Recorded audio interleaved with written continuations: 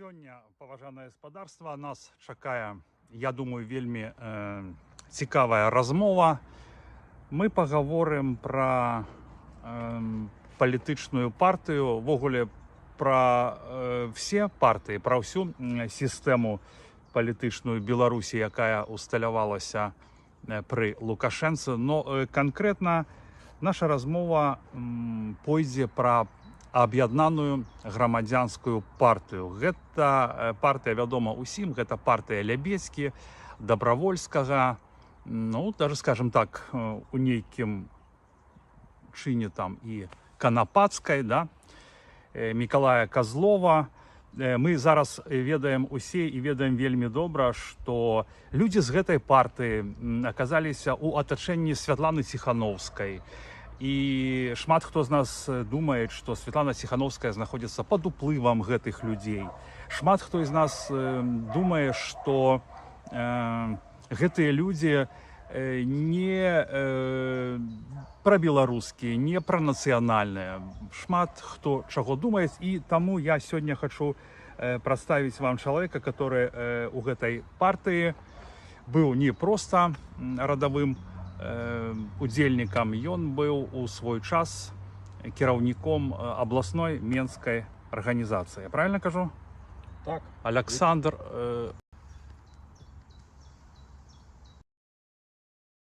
Малочка. Ось заліваеце бессонніка, так. Прывітанне. Вялікі дзякуй, што згадзіўся на размову. Размова будзе сябры сур'ёзная. Александр мае шмат фактуры, шмат дакументаў. Не ўсе мы будзем іх паказваць сёння, но калі у вас будуць узнікаць нейкія пытанні, ну, фактуры проста вельмі шмат.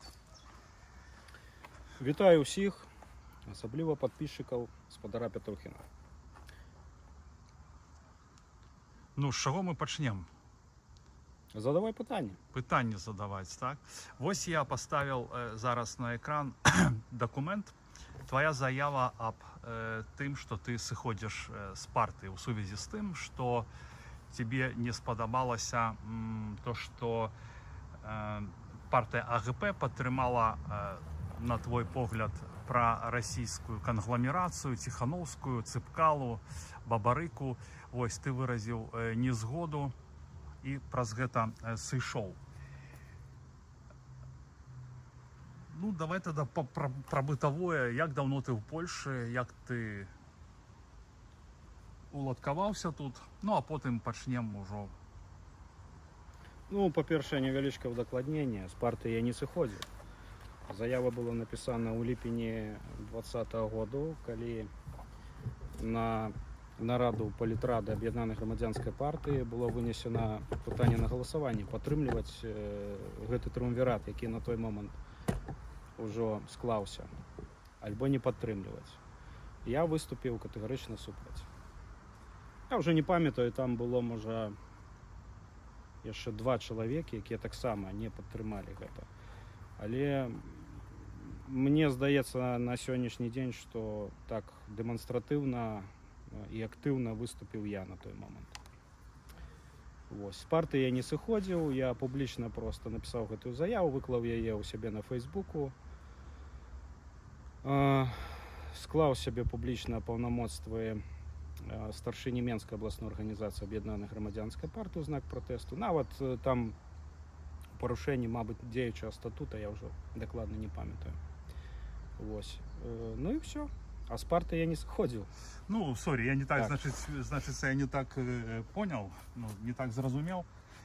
Скажы, калі ласка, ты гісторыю беларускіх партый ведаеш добра? Ну, адносна.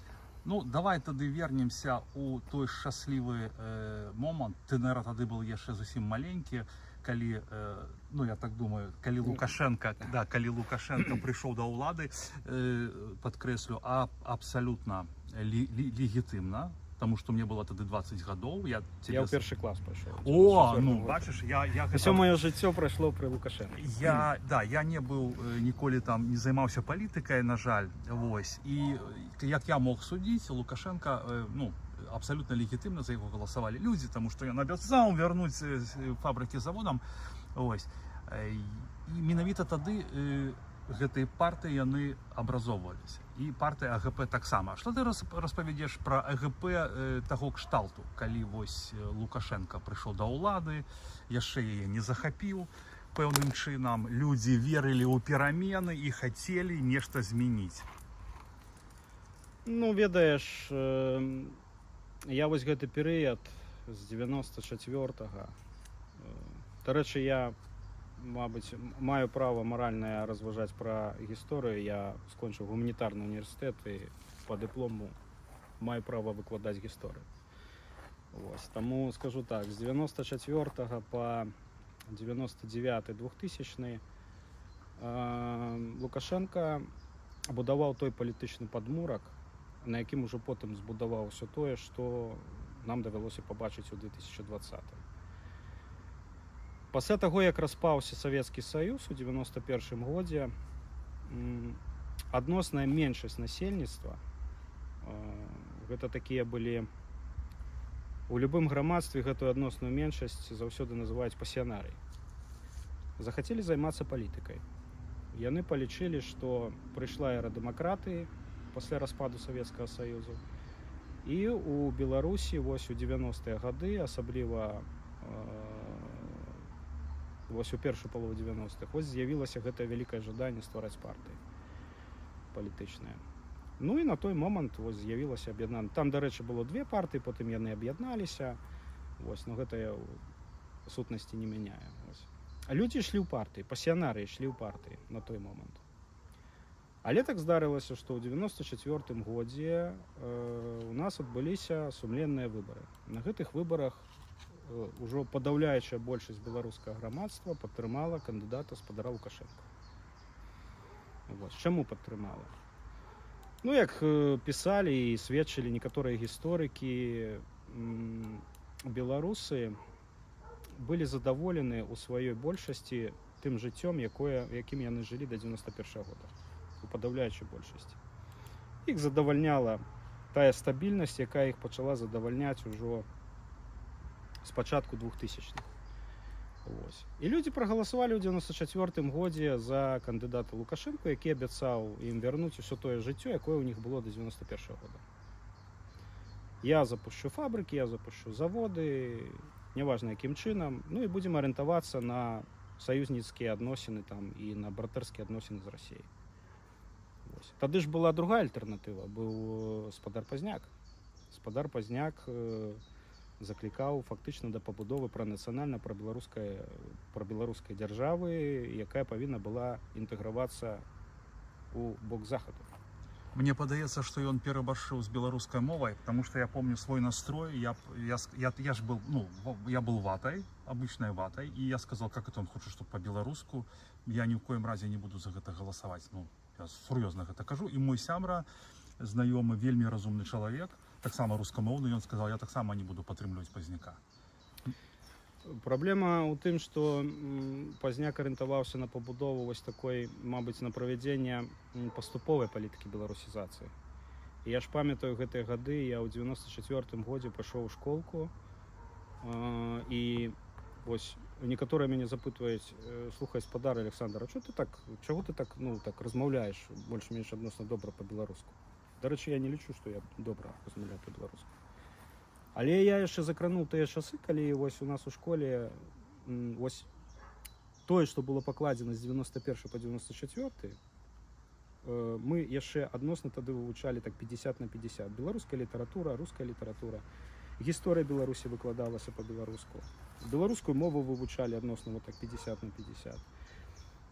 І я мяркую, што людзі проста спужаліся, яны не разабраліся тады ў гэтай праграме. Ніхто не хацеў прымусова там вось уводзіць гэтую палітыку беларусізацыю ў жыццё. Дзяржаўнае справаводства, там суды, пракуроры, міліцыянты, каб вялі дзяржаўнае справаводства абавязкова па-беларуску. Ну, можа, людзі не разабраліся. Магчыма, не разабраліся. Ну і працягваем. Людзі хацелі рабіць палітыку. Вось. І цікавы момант, Лябецкий, он же был функционером Лукашенки, Добровольский был функционером Лукашенки. У інтернеті шмат папер, ім якобы зараз прад'яўляюць, што яны там і за інтэграцыю з Расіяй тапілі, і што яны такія-сякія. І як ім удалося стварыць партыю, падцянуць да сябе людзей, гэта партыя па факту яе зарэгістрыравалі, яна такая самая, нібыта самая магутная была, так? І зараз, судячы по тому, што на ўсіх ключавых пасадах і ўсе саветнікі СГП, яны прасоўваюць сваю повестку. Ну, вось гэта для мяне дзіва пасля 2020 года. Дарэчы, могу сказаць, я не буду говорить, что я великий специалист по объединенной громадянской партии по 90-х. Я там не был, я там не присутствовал. Я могу только огулом рассказать. Справедливо, конечно. Я могу рассказать только про историк. Я могу рассказать як историк, так агульна, что увогуле себе уявляли політичні партії уже у 2000-х, чому все так дрэнна скончилося у 2020 году, чому знов таки белорусское громадство пошло за проросійською повесткою в 2020-м. У гэтым сэнсе нічога ж не змянілася, як у 94-м годзе іх бацькі і дзяды прагаласавалі за прарасійскага кандыдата, так моладзь ужо і унукі, дзеці пайшлі за прарасійскімі кандыдатамі у 20-м годзе. Просто ж, мы ж не дурныя, просто трэба было знаёміцца з перадвыбарчай праграмай таго ж Бабарыкі, які быў фаварытам прэзідэнцкай кампаніі, альбо дастаткова было знаёміцца з тым, што гаварыў Цапкала і Ціхановскі, што гаварыў у сваіх стрымах.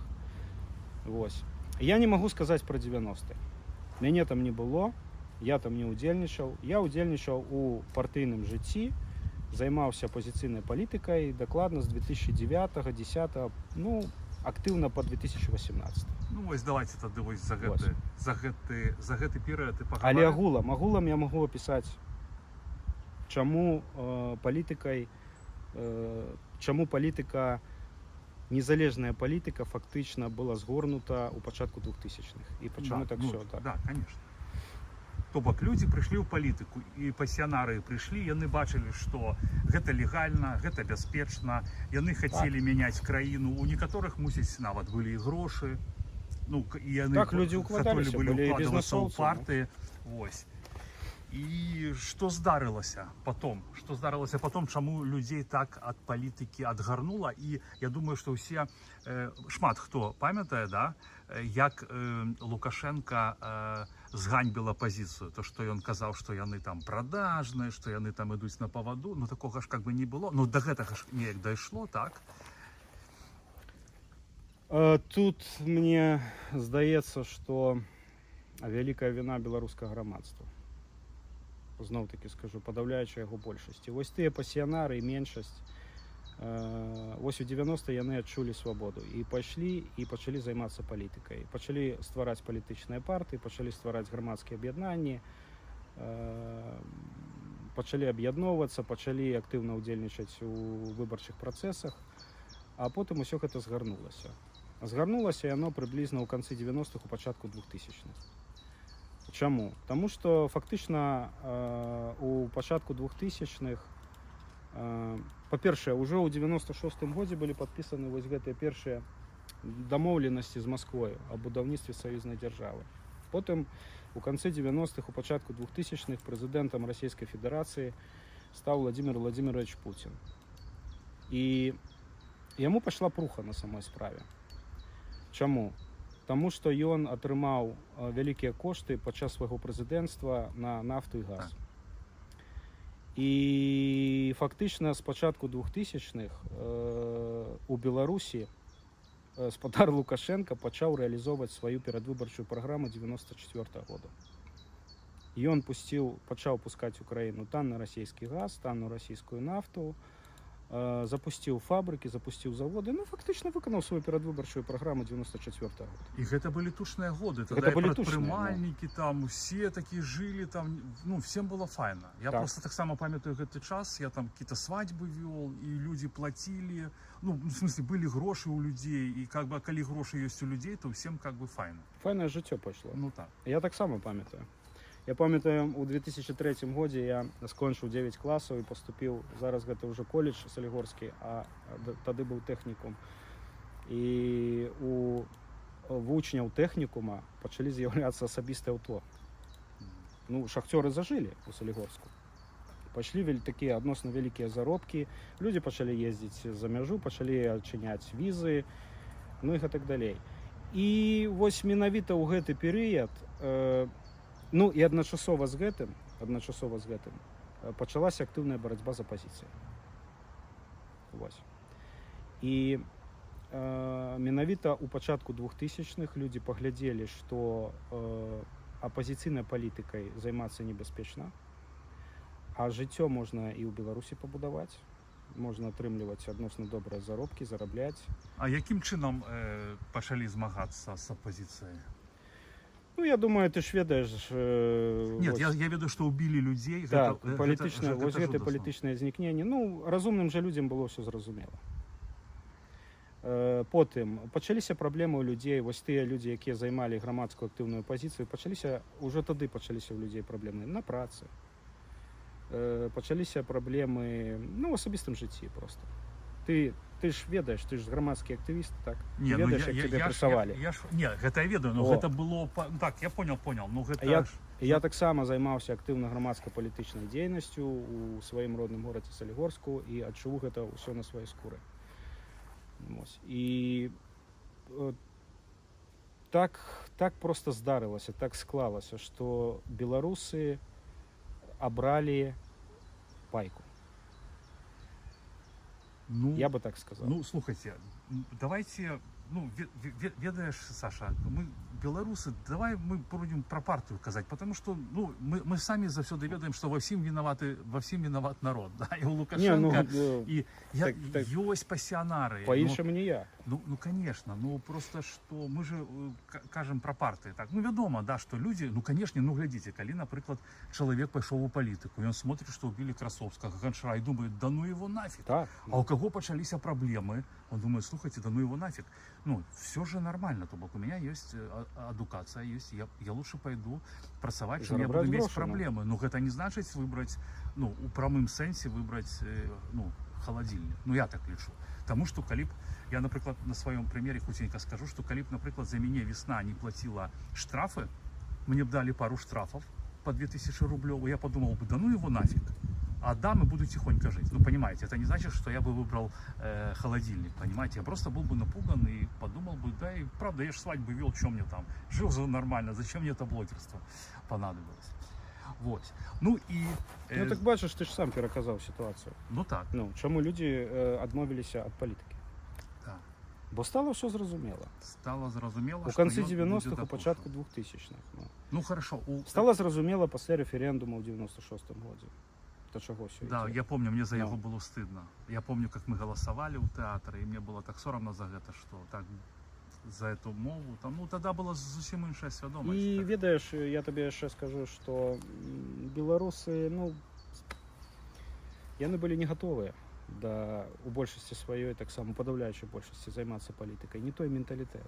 Савецкі Саюз распаўся. Што, у Савецкім Саюзе 70 гадоў займаліся палітыкай? Не. Просто вось гэтая дэмакратыя, яна абрынулася ў 91-м годзе на галаву.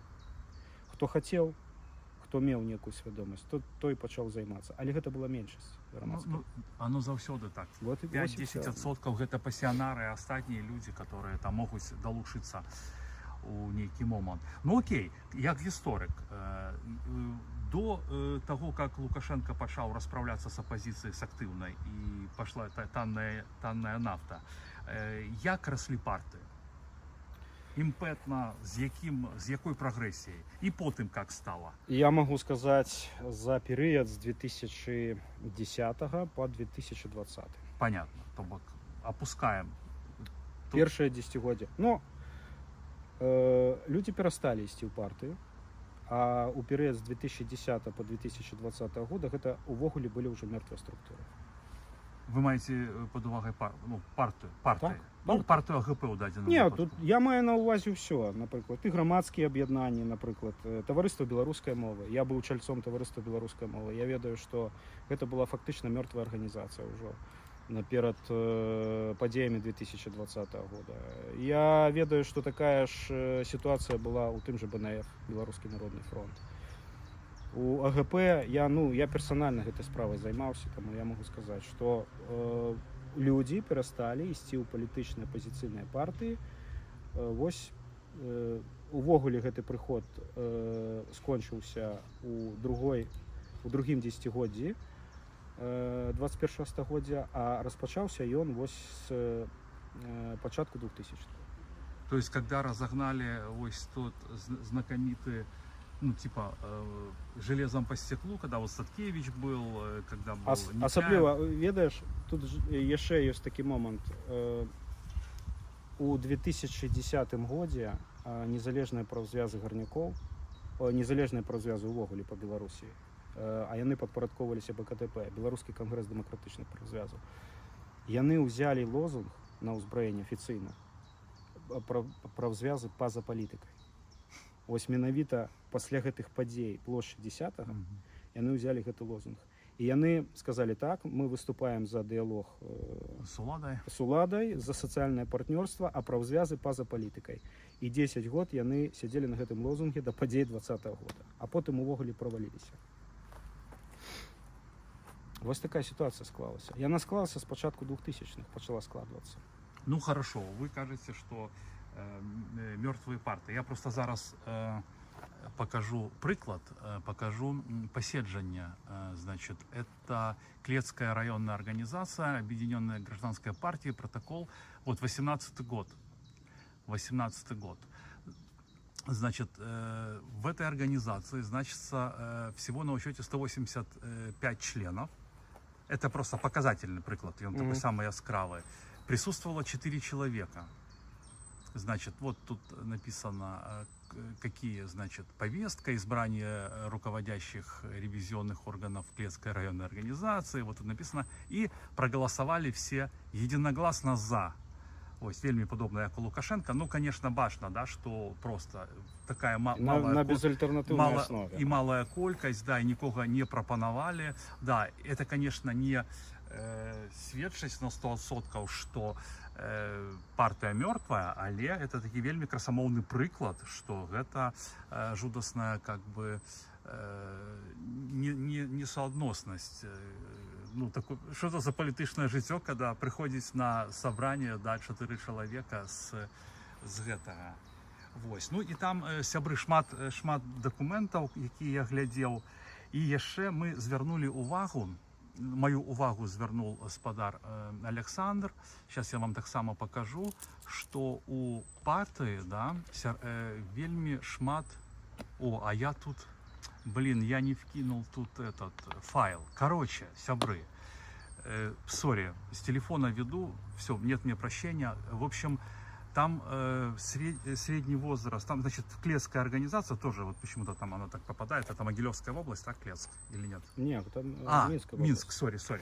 Вот, короче, там средний возраст у меня получился 61 год, то есть все люди, было один был с 80-го года, 41 человека, а все остальные, парочка была там 70-го, некоторые человек. 15 лайков, так я не понял, мы что еще, мы в тот стрим зашли еще, вот это счастье, вот это, сябры, вот эта температура, во Вроцлаве 40 стопней, бачите, вырубила, навернулся мой, дякую, что вы нас дочакались, а нейким дзіўным чынам я у тую же трансляцию воткнуся, цудоўна просто, але не будзе, на жаль, фактурки, якую я падрыхтаваў, ну там не шмат.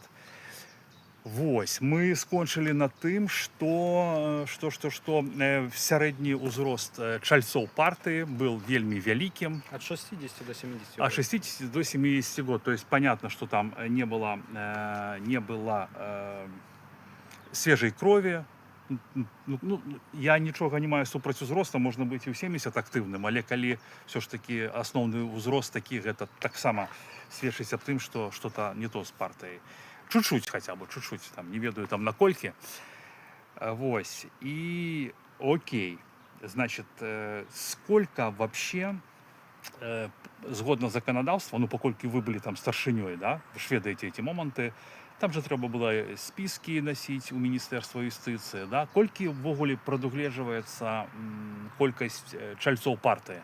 Я ўжо патрэбна ўспомніць гэтае нормы, але там павінна была быць колькасць, можа не меней за 2000. Я ўжо дакладна не скажу на сённяшні момант. Ужо гэта давно было. Вось. Але любая палітычная партыя, якая зарэгістравана ў Беларусі, павінна адпавядаць па колькасці тых нормаў, якія на той момант былі прапісаны ў заканадаўстве. І магу сказаць, што ніводная палітычная партыя апазіцыйная ў Беларусі у другім дзесяцігоддзі 21 стагоддзя не адпавядала гэтым. Гэта 100%. Ну, то поглядите, мы зараз скажем менавіта про той момент, когда люди были активисты, самые такие, ну, апантанные, они были знішчаны Лукашенко в плане прибраны з медыйнай прасторы як конкуренты, так? Вось. І люди перестали приходить у партии, вось. Но партии існавалі. Партии існавалі, да. Партии існавалі, існавала кіраўніцтва. І грамадскія арганізацыі існавалі, якія былі заснаваны ў 90-е. Окей. Ну, вось, напрыклад, узгадайце на ваш перыяд, якія ячейкі там, якія структуры дзейнічалі, вось, ну, то бок, былі баявымі, а якія, наадварот, уже цалкам змерлі? Не, ну на паперы дзейнічалі ўсе. Не, я не про паперу кажу. Я кажу менавіта про барацьбу з рэжымам, ну, не з рэжымам Лукашенка. Былі асобныя, Сергей, скажу так, былі асобныя актывісты просто з гэтых структур, гарадскіх альбо раённых, якія просто дзейнічалі. Там не было десяткаў людзей, там не было і 20 людзей, якія б маглі займацца там палітычна актыўным жыццём. То есть вы зараз сцвярджаеце, ну, наколькі я понимаю, может, я немножко узмацняю, што ніякага руху не было, партыі былі, мы кажам зараз пра ГП, цалкам мёртвыя. Магутнага руху ніякага не было. Не было десяткаў. Я сам з гораду Салігорску, так? У 90-е годы гэта была наймагутнейшая для аб'яднанай грамадзянскай партыі, гэта была наймагутнейшая структура ад Салігорску. Я ў Салігорску не мог знайсці людзей. Я ведаю прыклад. Вось я ведаю, я тут так склалася жыццё, пазнаёміўся з чалавекам Салігорску, які таксама займаўся у другой палове 90-х, у пачатку 2000-х палітыкай.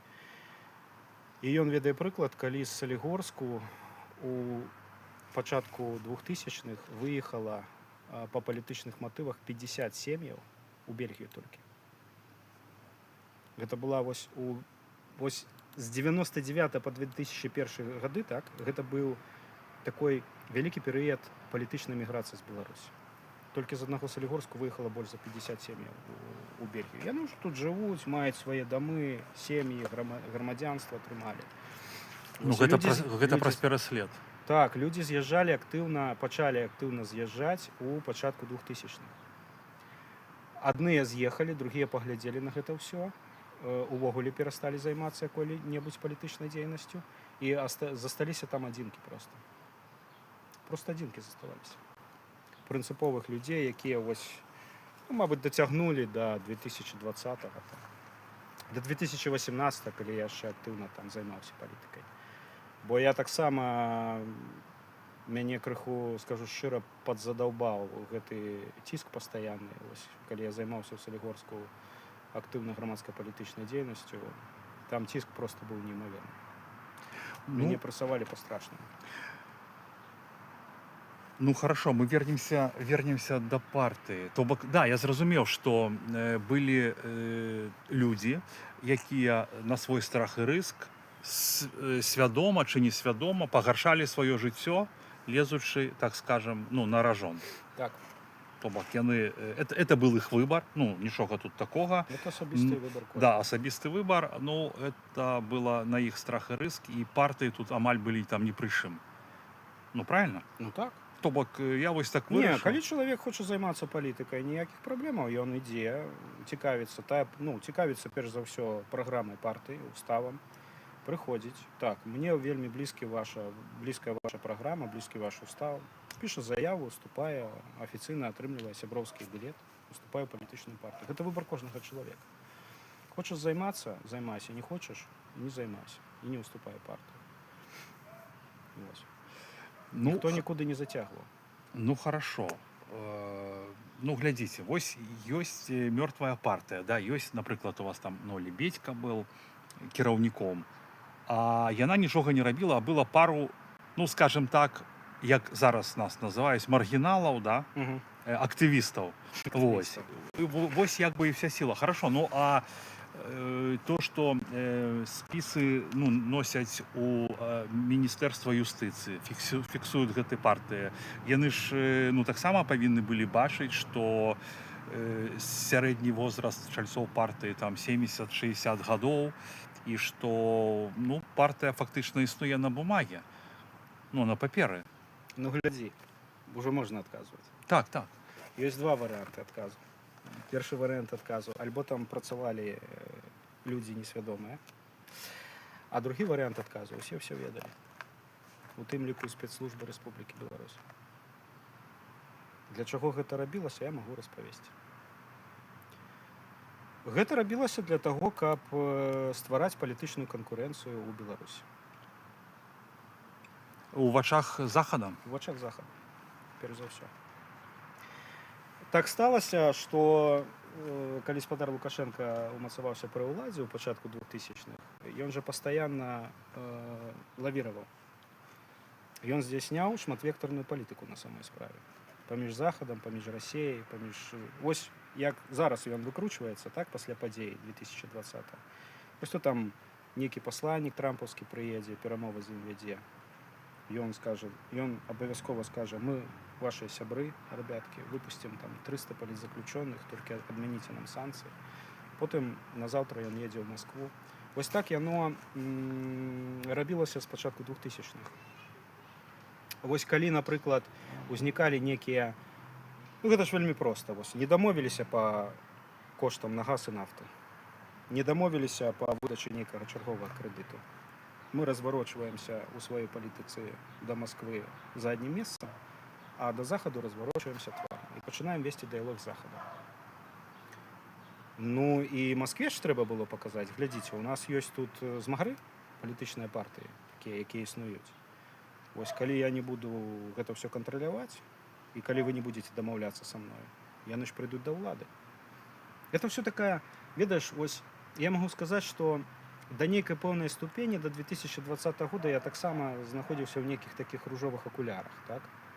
А ось калі я апынуўся ўжо на захадзе і пачаў глядзець, як гэта все працуе з гэтымі там фондамі, шмондамі, якія ствараліся пры Ціхановскай, я зразумеў, што усе пускалі адзін аднаму пыль у вочы. Спецслужбы беларускія, там адміністрацыя прэзідэнта, міністэрства юстыцыі рабілі выгляд, што гэтыя партыі на самой справе існуюць. Таму што рэжыму патрэбна быў факт існавання гэтых партый. Каб захаду гаварыць: паглядзі, захад, у нас ёсць палітычныя партыі, апазіцыйныя палітычныя партыі, якія ўдзельнічаюць у выбарчым працэсе. Ну мы ж не вінаваты, што беларусы не абіраюць кандыдатаў ад гэтых партый. І на самой справе, а тут жа на захадзе, я зразумеў, што на захадзе ўвогуле не разумеюць, якая сістэма была пабудавана ў Беларусі. Я вось толькі тут пачаў разумець, што тут увогуле не разумеюць, што было пабудавана. Ну да, у іх свае традыцыі. У іх свае, яны жывуць у сваім свеце, а ў нас было пабудавана сваё. І яны недзе там, ужо наверсе, а мы недзе тут унізе. І яны гэтага не могуць зразумець. Што, напрыклад, вось зараз здзіўляецца, а чаму так усё атрымалася пасля 2020 года, там кожны другі там агент камітэта дзяржаўнай бяспекі. Дык гаспадарства, дык 20 год жа сістэма выбудоўвалася. Пакуль беларусы не займаліся палітыкай, пакуль з краіны выцясняліся самыя актыўныя, прынцыповыя, а тыя, хто заставаліся, іх і вербавалі. Таму не трэба здзіўляцца, што пасля, напрыклад, сядзіць спадар Лукашенко і гаворыць пра тое, што дык мы ж усю агентуру пасля 2020 года сплавілі на захад. Чаму здзіўляцца? Вось людзі, якія проста прырасплюшчылі вочы ў 2020 годзе і пачалі выходзіць там на пратэсты, пачалі там збіраць подпісы за Бабарыку, за Цапкалу, за Ціхановскую. Яны да гэтага, я размаўляў з гэтымі людзямі, яны ўвогуле былі па-за палітыкай. 20 год, Сергей, 20 год яны не разумелі, што будуецца, што адбываецца ў краіне. І потым яны крычалі: міліцыя з народам, там армія з народам, спецназ з народам, ОМОН з народам, не разумеючы, што будавалася. Ну, мені ось тут как би цікавить такий момент, да? Тому що я особисто знаю лідерів там тих рухів, і Лябєдьку, і Губаревича, наприклад. Ось. Ну, яны ж, ну, жили, рабілі нешта, ну, я памятаю, мяне подтягивали до сябе, каб я стаў чальцом іхняй партыі, там, што будем там типа справедливость отстаивать, так? Это добра, я как-то по наиву, не, ну, не, ну, я просто не хотел, я блогер, я волк одиночка и тому и это. А я сам пазней зразумеў, што вельмі добра, што я да іх не прымкнуў і не пайшоў вось в расход. Но они же працавалі, они же ездили. Вот мне просто цікава, што яны ездили по свету, яны какие-то постили фотки з Бельгии, там, з Брюсселя, ну, и там сфоткались с Ярмошиной, Губаревич. То бок у них жыццё віравала. То бок яны... Кожны быў заняты сваёй справай. Бля, ну просто я просто как разумею, что палітык это чалавек, якога абралі, палітык, і который справаздачны перад тымі, хто яго абраў. Ну іх же-то ніхто не абіраў. Вось. І таксама ж цікава, а навошта... Не, ну чаму, на партыйных з'ездах яны абіраліся. Калі праходзілі з'езды, іх абіралі ў якасці кіраўнікоў партыі, там, намеснікаў. Ну, я только что показывал приклад, как обирали. 180 человек, 4... Я ж кажу... Я, напрыклад, я могу табе сказаць, я шмат гадоў быў сябрам незалежнага празвяза гарнякоў, так?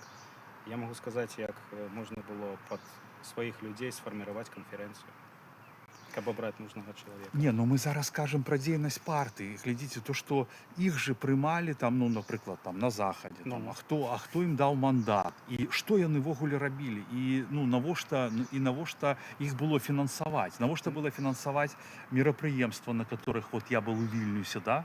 Ну, вот навошта это было, ну, фінансаваць, напрыклад, мой прыезд, каб я удзельнічаў у выбарах у якасці, как это, блин, прадстаўніка палаты прадстаўнікоў нацыянальнага кандыдата. Вот, ну, навошта гэта было? Я ж сам гэта не шукаў. Вось мяне там Губаревич там знайшоў там з кампаніі. Вось, давай, ну, я паехал там, все как бы чётка, цікава. Грошаў мне не плацілі, ну, то бок, вось, оплатили дорогу, ресторан, готель. Все там, как это называется, тренинги, шмейнинги, ну, мне было цікаво там, ну гэта ж пераследовало нейкую мэту, і гэта ж было не бесплатно в отеле Holiday, і не, ну, вот этот вот, ну, прыгожий отель. Там блогер Петрухин жил там 5 ночей, ну, это стоит соточку, да, на шлег, плюс там, ну как это ж, кому-то это, значит, термо было, значит, что-то функционовало. Добре, я тобі скажу так, таким питанням можна було задаватися 2020 года. А після 2020 года я лічу тебе уже великим таким фаховцем по новой опозиції. Фаховец это професіонал, хто не ведає польську. Ти вельми добре вивчив її знутри тут за останні 3 роки, або 2. Ні. Ні? Полтора. О. Але добре вивчив, я гляжу, ну, сачу за твоєю діяльністю. Ось таким питанням, навошта гэта было, можна було задаватися до 2020 года. Після 2020 года гэтым питанням не потрібно задаватися, тому що ось по апошніх дадзених, колькі там, 300 мільйонів було видатковано на боротьбу білоруської опозиції? Ну, як найменей, так. Ну, які виніки? Ну, виніків нема. Ввогуле нема. Тобто іде просто люди засвоюють грошові сродки. Ідуть нейкія там справаздачы, людзі гэтым жывуць. Я сутыкаўся з людзямі, якія проста заснавалі фонд у Польшы, беларусы, дзеля таго, каб існаваць у Польшы, атрымліваць заробак, ездзіць там на адпачынак на поўдзень Еўропы. Ну, вы зараз кажаце пра палітычных людзей? І ў тым ліку пра палітычных. Гэта людзі былі ў 2020 годзе ў новай так званай беларускай апозіцыі. Не, ну мне просто мне цікаво, як я разумею ситуацию. Коли даються такі сродки великі на партії, на двіжі, на какие-то ініціативи, яны не можуть просто Франк там где-то там себе сделал там замовение, чтобы ему дали там типа 50 миллионов там, да, или 10. Это же делается все с разрешения и совместно с европейскими структурами. Они не могут быть не в курсе. И им проверить справоздачу, куда расходуются сродки, им вообще это не проблема. Не проблема. Получается, что они все вместе Зацікавлені заинтересованы, у зацікавлені засвоєнні в грошових этом. сродків. И Все. ты, и всем добро. Всім добре. Усі заробляють. На білоруській проблемі, на білоруській справі. Не, просто что мы Білоруси ж не єдині такі. Також заробляють, наприклад, на російській опозиції. на Венесуэле, там на всіх гэтых, да. Просто до 20-го року можна було ще не розуміти, що відбувається. А після 20-го року все зрозуміло, Сергій. Абсолютно все зрозуміло. Просто йде засвоювання грошових сродків, і тут атрымліваецца так, що і беларуская опозиція, так званая, і старая, яка примкнула до нової опозиції, і нова опозиція, яны тут тільки пешки в гэтай гульні. Праз іх просто засвоювання гэтых грошовых сродкаў ідзе. Ну, треба запитувати у Брюсселі, треба запитувати там у верховних чиновників Єврозв'язу. Чому так відбувається? Ну хорошо. Тогда такое питание. Я ведаю, что у Менску был офис. Я там был своими ногами. Я ведаю про офис у Бярозі, про його розказували там Кабанова сябры. Мусить, здесь яшчэ былі офісы. Былі офісы. Ну, то бок я вось бачыў у Я дакументах, ну, а хто гэта аплошваў? То бок, глядзіце, калі мёртвыя душы, калі няма людзей, ну, нельга ж так зрабіць, ну, типа, бесплатно. Тем более офис в Минске, он в таком районе, он дорогой, там понятно, что там коммуналки, там всякие, там, ну, довольно дорого. А хто гэта аплошваў? Ну, выдаткоўваліся грошы, па ўсёй верагоднасці прыходзілі з захаду. Ну. Я ведаю у прыватных размовах з людзямі, што грошы прыходзілі, напрыклад, чорным налам. Я іх не бачу, гэтых грашыма. Яны мне не давалі. Але я ведаю, што грошы прыходзілі. Пад кожную парламенцкую кампанію, ось, у мяне была размова з адной жанчынай, якую прынялі ў аб'яднаную грамадзянскую партыю. Там две жанчыны прыйшлі ў 18 годзе. Я уже тады выконваў абавязкі. Ну, быў абраны старшынёй абласной арганізацыі. І наколькі мне не змяняе памяць, я персанальна павінен быў прымаць іх як кіраўнік абласной арганізацыі. Вось я там пазнаёміўся з адной жанчынай. Я не буду называць яе прозвішча. Яна чамусьці выйшла на мяне. І 2 разы, 3 разы мы сустракаліся з ёю, і яна мне распавядала пра ўсю гэтую кухню. Яна гаварыла, што яна працавала не адзін раз у кампаніях у Расіі выбарчых. І расказала пра тое, як ажыццяўляецца кампанія ў Беларусі. Ну, што яна мне паведала? Яна мне паведала, што калі праходзілі выбарчыя кампаніі ў Беларусі у парламент, у мясцовыя рады дэпутатаў, то пад кожнага кандыдата выдзялялася сума. Я ўжо дакладна не памятаю гэтую суму, але гэтая сума прыходзіла ў валюце і прыходзіла яна з захаду. Прапісваліся праграмы спецыяльныя. Грошы прыходзілі пад кандыдатаў, і чым больш гэтых кандыдатаў пастаўлялася, тым больш грашыма прыходзіла. Ну, я гэтых грашыма ні разу не бачу. Не, ну я вам скажу, что на меня было потрачено, на меня вот лично, когда я шел в 16 год, мне купили ноутбук офигенный, я думаю, за 1600 евро, Asus, просто бомба. Потом купили мне телефон Samsung последний за 1200 евро и телевизор. Ну, типа, это мне дали в руки. То есть это было где-то 2,5, ну, по 3000. Ну, было ж фінансаванне. Ну, то есть, ну, я просто говорю, что я предметно это вельми добра памятаю, что я глядел этот Asus вельми крутой. Ты ведаеш, што вось гэтыя рознага кшталту фонды, якія тут існуюць, да, на тэрыторыі захаду. Вось там адзін велізарны такі фонд існаваў у Злучаных Штатах Амерыкі, яго Трамп зачыніў. Ну, ты ці не ведаеш? Не. Ну, ужо, скажем так, з боку Злучаных Штатаў Амерыкі фінансавання няма ніякага. Да, это я ведаю. Так. І я ведаю, і я вельмі гэтаму рад. Таму што гэта, ну, просто у большасці выпадкаў гэта была марная страта гэтых грашыў. Конечно, конечно. Яны выходзілі у нікуды. Так мы ж самі гэта бачым, што яны... А левакі, якія зараз кіруюць у Европе, яны пакуль што зацікаўлены ў гэтым. Ну, І хорошо. існує вялікая колькасць фондаў, праз якія гэтыя грошы праходзяць, і там асноўная задача у працоўных гэтых фондаў асноўная задача заключаецца ў тым, каб гэтыя грошы кудысьці дзець. И себе Разумееш? оставить, да. І яны ж з гэтага таксама Ну зарабляюць. так, так. Вось і все. Слухай, а вось момант таго, што ты быў кіраўніком арганізацыі Мінскай абласной, а які табе прафіт быў? Кроме того, что про тебе там писали, что ты там подымал Вархал в этом в Солигорске, я там бачыў шмат артыкулаў в аўтапарке с міліцыяй, а фінансава як гэта Ніяк. то бок вообще Я ніяк. ніякіх грашыма не атрымліваю.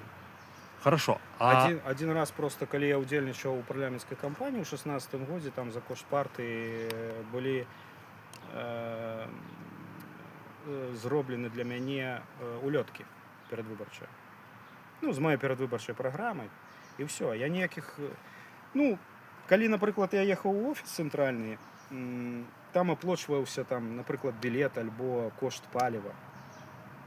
Колькі я затраціў. Я, калі ехаў на сваім асабістым аўтамабілі, то я прыкладаў чэк, які я атрымліваў, і вось гэта аплачвалася. А так я ніякіх грашыма ні разу не атрымліваў. Гэта все праходзіла бокам. І як гэта ўсё фінансавалася, за якія сродкі фінансаваліся з'езды партыйныя раз у 2 гады, увогуле я не разумею.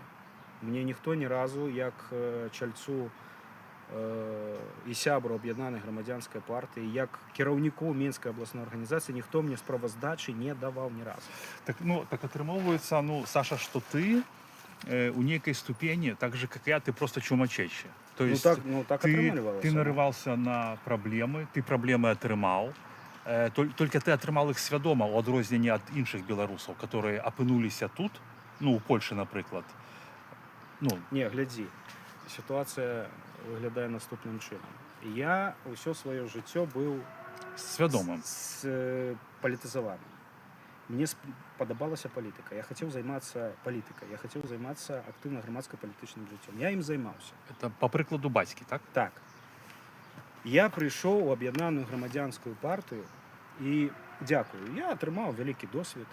І я на платформе аб'яднанай грамадзянскай партыі займаўся той дзейнасцю, якой я хацеў займацца. І прымаць удзел у выбарах. Калі я прыхадзіў у партыю, то сяброўскі білет я атрымаў, мабыць, у 2012 годзе. Але пры партыі я быў з 9 года. І ўжо ўдзельнічаў у перадвыбарчай кампаніі Романчука у 10 годзе. Вось. І актыўна я займаўся партыйнай дзейнасцю, удзельнічаў у выбарах з 2010 па 16. Мне гэта перыяда хапіла, каб зразумець, што ўсё скончыцца вельмі дрэнна ў Беларусі. Вось. А абраны на пасаду кіраўніка Мінскай абласной арганізацыі я быў у 18 годзе па інерцыі, бо мне не хацелася ўжо... Мне, дарэчы, я магу табе сказаць, пасля 16 года у мяне там такая велізарная дэпрэсія была паўгады. Я просто зачыніўся ў сябе. Я прайшоў гэтую перадвыбарчую кампанію, я зразумеў, што на самой справе, што ўсё скончыцца дрэнна ў Беларусі. Але я не разумеў, што так дрэнна скончыцца. Вось. А потым я пачаў трошкі так акрыяць і ўжо не хацелася ўсё гэта кідаць. І быў абраны ў 18 годзе фактычна на безальтэрнатыўнай аснове кіраўніком Мінскай абласной арганізацыі. І пачаў прапрацоўваць гэту ўсю партыйную дакументацыю. І ўжо разумець, што да чаго. То есть безальтернативно, типа, никто не хочет, иди ты и иди. Да. Да? Ситуация была. Увогуле, я могу сказать, что вось нават ситуация для партии с кандидатами перед выборами 2020 года была дупна. Давай скончым про тое, што ты пачаў падымаць пытанні па мёртвым душам. Гэта таксама важна. Распавядзі, калі ласка, пра гэта. А навошта ты пачаў задаваць такія пытанні? Таму што я пачаў аналізаваць спісак. І зразумеў, што з пачатку... Гэта спісы фактычна былі з канца 90-х, пачатку 2000-х. А тыя людзі, которые паміралі, яны там заставаліся? Яны там заставаліся. У гэтых спісах, да? И я пачаў падымаць пытанні. І былі мёртвыя арганізацыі, гарадскія, районныя арганізацыі. То есть по бумагам они были, а А ніякай дзейнасці даже не собирался, Не. ни два человека не Я збіралися. пачаў Да? ставіць пытанні перад кіраўніцтвам, перад палітрадай аб'яднанай грамадзянскай партыі. Але потом зразумеў, што ўсе ўсё разумеюць і ўсіх усё задавальняе. Ну, і перастаў задаваць пытанні, тому што бессэнсоўна было ўжо. Не, ну то бок, окей. То бок мы падыходзім до того, что это... Мне просто заўсёды крыўдна за людзей, которые попали под замес, ну, не думаючы, там, да, то бок яны там руководствовались, там, послухали, там, напрыклад, Лебедьку, он там где-то зажег их, да, и они думают, ну все, буду жить сумленно, буду вызволять. Я проснулся, да, Не, проснулся. Лябедзька ж тут не пры чым. Я понимаю. Нет, ну, у моим выпадку он-то якраз таки причым. Паўплываў. Нет, это он думает, что он поплывал. Он же меня заблокировал повсюль. И он мне сказал, ну я ж тебя обудил, ты ж пришел у политику праз мяне. Ну я не ведаю, чаго ён гэта Я ўзяў. сам прыходзіў у партію. Нет, Ніхто не ну, будзіў. нет, я просто хочу к чему подвести, что калі им давали грошы, им трэба было, каб это існавала партия, и каб им выдавали грошы, ну я не ведаю, там, на Захаде, не на Захаде, ну потому что без падтрымки, ты кажаш, что ты ничего не атрымлівал, а что, Лебедька Духом Святым питался? Ну, атрымліваецца на сённяшнім... Ну, вось, Лябедзька ж быў афіцыйна, колькі там, больш, фактычна практычна 20 год афіцыйным кіраўніком аб'яднанай грамадзянскай партыі, так. Но ён жа нідзе не працаваў. Ну так в том-то и справа. Так трэба запытаць у спадара Лябедзькі, дзе ён знаходзіў грошы на жыццё. И не только у господара І Лебедьки. не толькі ў гаспадара Лябедзькі. Ну а этот момент ты его упустил, то, что он был у Лукашенки в пуле у Лукашенки вместе с Добровольским. То есть это ни у кого пытання не вызывало? Я, калі прыходзіў у аб'яднаную грамадзянскую партыю, у гэтыя факты не ўнікаў. Вообще не вникал. Шчыра табе скажу. А надо было вникать? Ну, ведаеш, Ну вось не, зараз, сваім розумам зараз, я табе магу сказаць, я тут пазнаёміўся з вельмі цікавымі украінцамі, і вось мне папаўся, так па жыцці попадаюцца вельмі цікавыя людзі. І я меў размову з адным украінцам, ён такі адукаваны па жыцці чалавек, шмат чаго бачыў, і ён аднойчы сказаў, у нас спрэчка з ім была, я таксама сказаў, што чалавек павінен прытрымлівацца цвёрдых поглядаў, правильно? Так, Па жыцці. я думаю, так. А ён сказаў так, слухай, а я вось до 91-го года верыў у камунізм. Не, ну мы сильно уходим в сторону. Не. Просто, бывае, такое ж бывае. Вось ты ўспомні, напрыклад, спадара Захаренко. Ён жа таксама быў у камандзе, так? І міністрам працаваў. Ну. А што з ім здарылася? Чалавек перасэнсаваў, памыліўся, пераглядзеў свае погляды. То у жыцці бывае, я ведаю, я па сабе ведаю, што я таксама у шматлікіх людзях памыляўся па жыцці.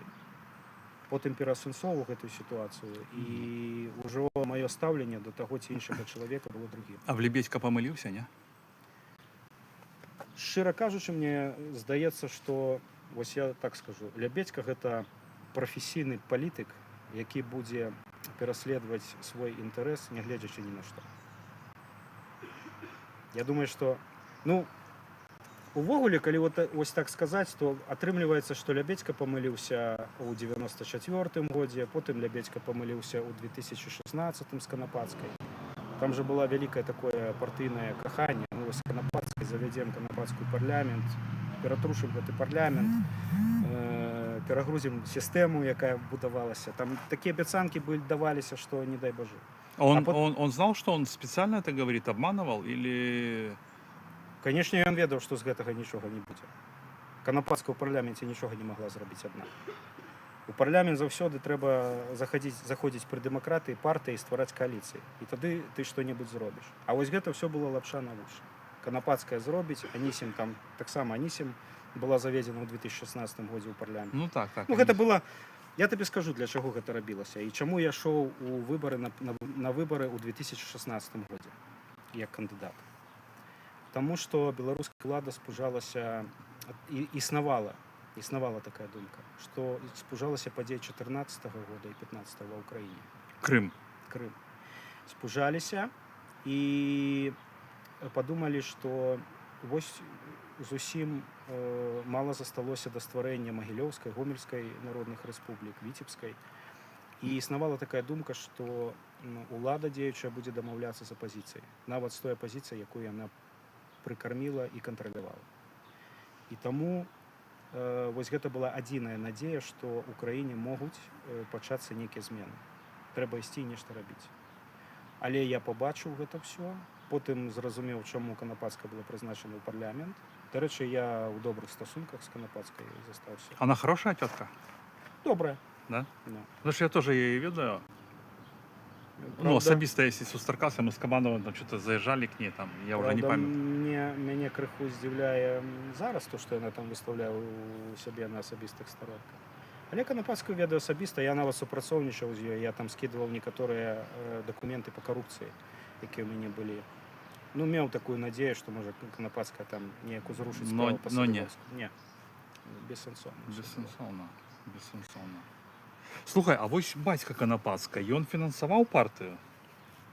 Былі такія размовы, што дапамагаў. Дапамагаў. Але я не быў сведкам, і я нічога за гэта сказаць не магу. Але потом стало зразумела, што чаму Канапацкую прызначылі як такога лаяльнага кандыдата да пазіцыі. Бо бацька, аказалася, што бацька меў велізарныя даўгі. Перад дзяржавай? Перад дзяржавай па бізнесу. Ну, перед Лукашенко. Ну так. І яму потым гэтыя даўгі даравалі. Дарэчы, там жа такі своеасаблівы нават раскол быў у партыі пасля таго, як Канапацкую прызначылі. Былі людзі, якія адмовіліся ад білетаў партыйных і прызупынілі сваю дзейнасць у партыі. Простое, што Канапацкая прызначылі ў парламент. Было ўсім зразумела. Што менавіта прызначылі? Ніхто яе не браў. Я меў проста размову, я ўжо калі быў старшынёй Менскай абласной арганізацыі і меў размову з людзямі на офісе. Ну такая, мы прыехалі, абгрунтавалі ўсе неабходныя пытанні там партыі. І потым там пілі каву, гарбату і размаўлялі. Там былі такія две жанчыны, яны такія старыя сябры аб'яднанай грамадзянскай партыі. Яны мне так і сказалі, а ў партыі там на самым версе. І мы у тым ліку, якія былі пры версе гэтай партыі, ведалі, што Канапацкая будзе прызначана. Ну, існавала дамова. Слухай, а што ты думаеш, прабачце сябры, што я пераскокваю, зараз мы пачытаем абавязкова чат. А што ты думаеш, як так аказалася, што тут за мяжой пры Святлане апынулася менавіта ударная група аб'яднаная грамадзянская партыя. АГП? Для мяне гэта вялікае пытанне, для самого. То бок ты не ведаеш, да? Не ведаю. А патлумачыць как-то рацыянальна для сябе ты як тлумачыш? Увогуле не ведаю.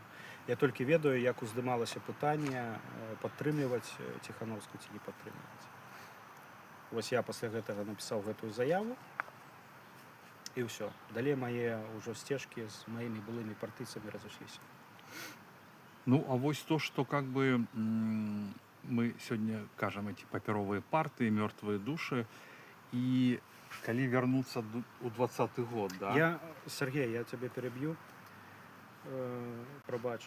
Я ведаю, што я прысутнічаў на сустрэчу ў 2018, мабыць, годзе, калі у партыі, у асяроддзі палітрады, абгрунтоўвалася пытанне, што мы будзем рабіць на выбары 19-20 года.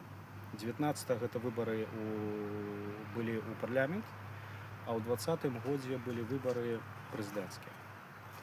І я ведаю, што партыя на кандыдатах на прэзідэнцкія выбары была ў тупіку.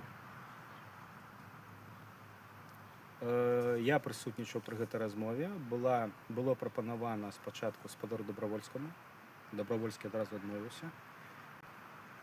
пытанне па Казлову не ўзнікала у той момант, а яны хацелі прапанаваць ад безвыходнасці Алексеевича.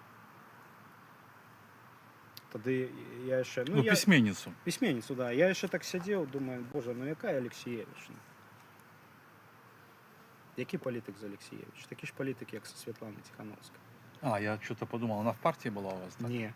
А, не была в партии? Не. А. Алексеевич увогуле была беспартыйнай. Яна ж там верыла ў рускую інтэлігенцыю, прызывала ў 20-м годзе. Слушай, Дапамажыце нам. слухай, меня так захейтили, я поздравил ее с днем народжения, и меня подписанты захейтили, сказали, что ты типа віншуешь русский свет, там, Слухай. типа, я так здзівіўся. Ну тоже вось бачиш, так вось десь ты там чагосьці не ведаеш, і все, і попадаешь в такие эти. Я могу сказаць, што нобелеўскі лаўрэат Алексеевич увогуле не арыентавалася ў беларускім пытанні.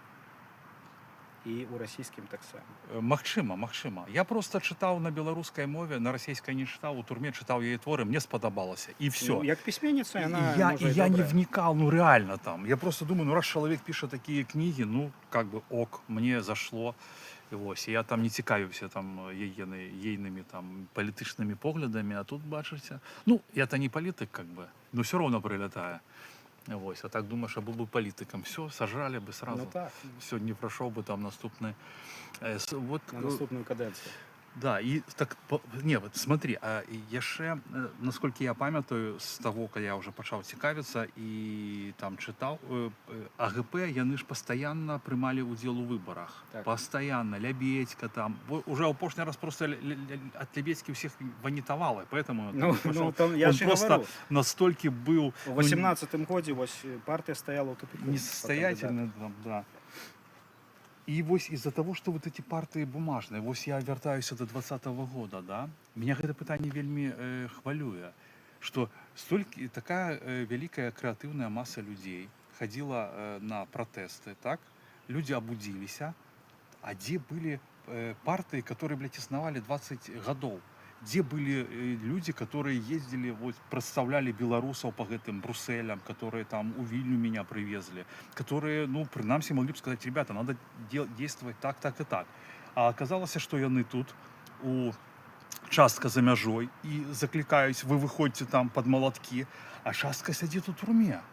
То бок и мне не зразумела, а чому вы не могли бы сховаться, ну, или вы в тюрьме сховались от Лукашенко?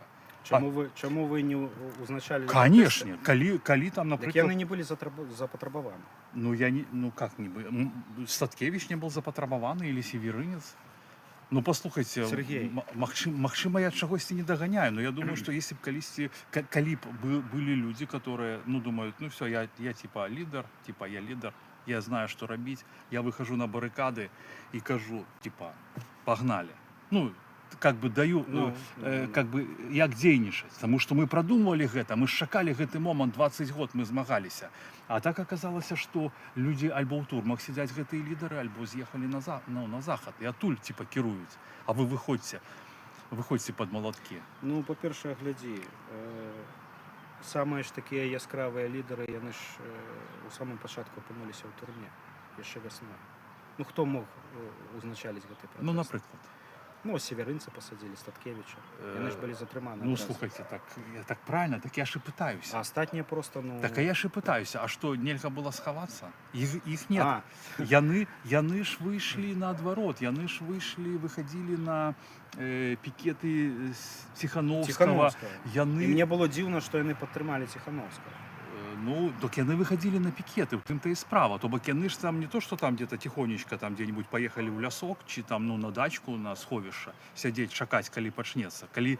Все ж кажуць, мы ведали, что так будзе. Так калі вы ведали, то чаго вы так поступили? Ну, как бы вот это. Так что? Слухай, ось, могу я тебе такое пытание задать? Да, любое можешь задавать, кроме... ориентации. Север, я хочу, чтобы ты верил. Хто узрушыў людей ў 20-м годзе? Я шчыра лічу, што гэта зрабіў Ціхановскі. Вось у маём мірапаніманні, которое сейчас стало вельмі моцна дэфармавацца, но я бачу, што шмат чаго зрабіў ён. А хто быў фаварытам перад выбарчай кампаніяй? Я сядзеў у турме, но ведаю, што быў Бабарыка. з рыторыкай іх ты Это, азнаёміўся? карацей, я знайомився, це жудасна так. Ну і вось мы атрымліваем адказ на пытанне. У 94-м годзе людзей узрушыў прамаскоўскі, прасавецкі кандыдат. З таго часу нічога не змянілася ў Беларусі. Ну, У так. 20-м годзе беларускае грамадства узрушылі кандыдата з прарасійскай рыторыкай. То есть дастаткова проста было азнаёміцца з іх біяграфіямі Да-да-да. і з іх перадвыбарчай рыторыкай, асабліва бабарыкі. Вось і ўсё. Беларусам у падаўляючай большасці яны не прымалі пра нацыянальную рыторыку. Яшчэ з 94-го года, з таго моманту, як Пазняк балатаваўся. І вось гэта цягнецца ўжо 30 год, Сергей. То І бок- нават зараз вось паказваюць некія сацыялагічныя пытанні, да? Там вялікая прыхільнасць, вялікая колькасць прыхільнікаў Рускага света. саюзнай дзяржавы. Всё. Слухай, что нам... Карацей, мы прыходзім да высновы, што партыі існавалі на паперы. По факту партыі былі прызначаны, што, ну, наколькі я разумею, што партыям даваў жыць Лукашенко. То бок Так. яны яму былі патрэбны для палітычнага свайго існавання, каб калі ён мечецца міжду усходам і захадам, ён выкарыстоўвае вось гэтых канапацкіх, лябедзек і простых маргіналаў актывістаў, да, пра якіх да, пішуць якія прыходзілі харты ў там, партыю. да. Вось. І на гэтым как бы робяцца грошы. Все зараблялі на гэта. Все на гэтым зараблялі. І атрымоўваецца, ну, як для мяне, чтобы сказать вось людям, якія нас, напрыклад, глядзяць, і чтобы сказать, что это просто какой-то грёбаный позор. Ну я з гэтым ужо змірыўся. Ну, Я гэта прыняў. Мне за пасля сябе 20-го не сорамна, я шчыра кажу.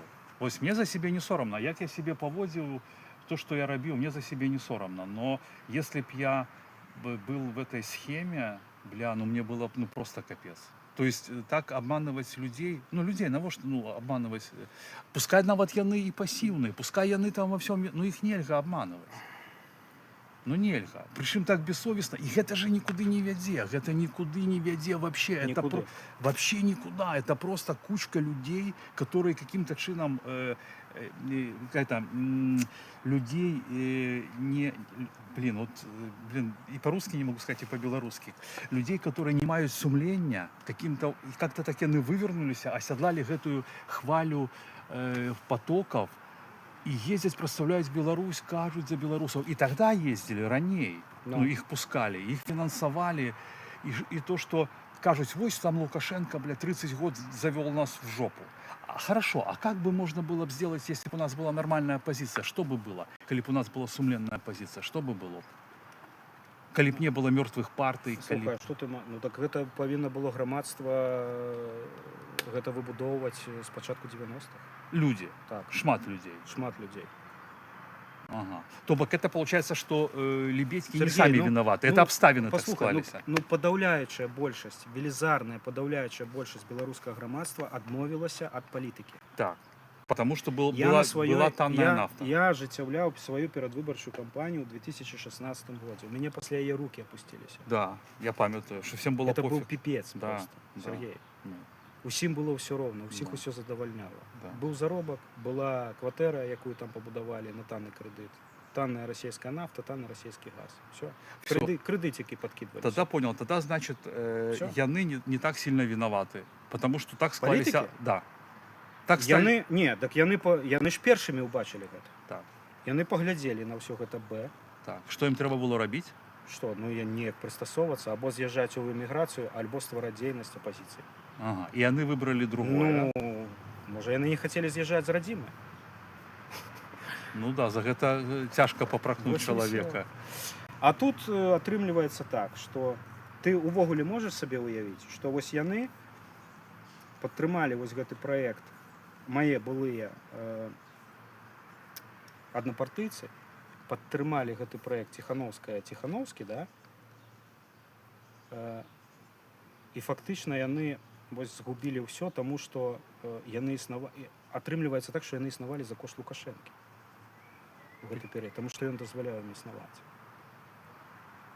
Ён, ось у яго не было ніякіх праблем расправіцца з усім гэтым Абсолютно. яшчэ ў першым дзесяцігоддзі 2000-х. Ніякіх праблем. Афіцыйна можна было зачыняць грамадскія арганізацыі, партыі, якія ствараліся ў 90-х і ўжо якія здыхалі. Яны ўжо здыхалі ў першым дзесяцігоддзі 21 стагоддзя. А ён цягнуў. Чаму? Таму што яму яны былі патрэбны.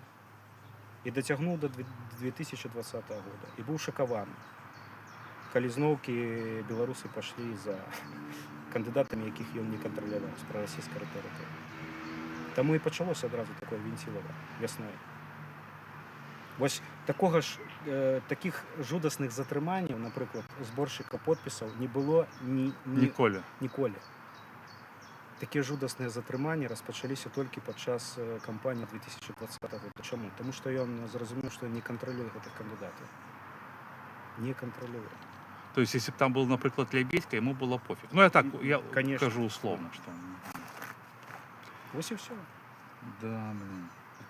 Что робить? Как жить далей?